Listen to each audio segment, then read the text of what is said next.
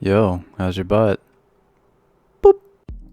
Destiny 2 needs a couple things that Destiny 1 had, which are strike-specific loot and skeleton keys.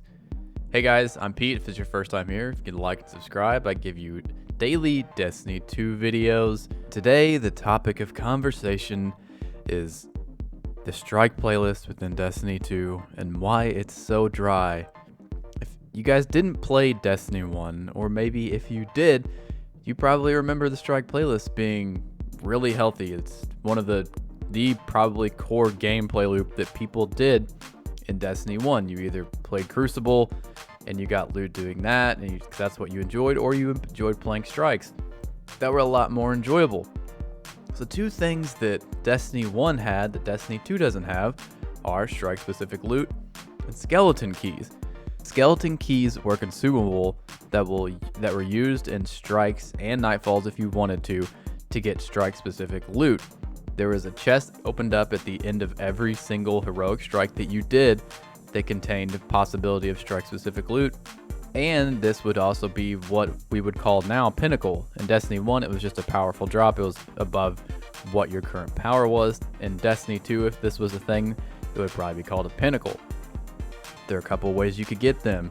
If you did a Nightfall strike, you would get once per week on a character. And also, they had a small chance to drop at the end of regular strikes. Now, I would propose the same exact thing in Destiny 2. You complete a Nightfall or a Nightfall Ordeal, you get a key, and then if you continue to play the Heroic Strike playlist, you could have a chance to get another one. So why would this make this better in Destiny 2 than what we already have? Well, the gameplay loop with strikes right now in Destiny 2 is to go to the tower, get up all the bounties, mainly the ones from the Vanguard, from Zavala, and then maybe all the other ones you maybe want from the gunsmith, and if there's a seasonal activity, you can get those. But then you go pretty much play 3 strikes, make sure you have your element matched, and you get a pinnacle for the week and some tokens. If you turned in, if you had the boost for the Vanguard, you got more tokens.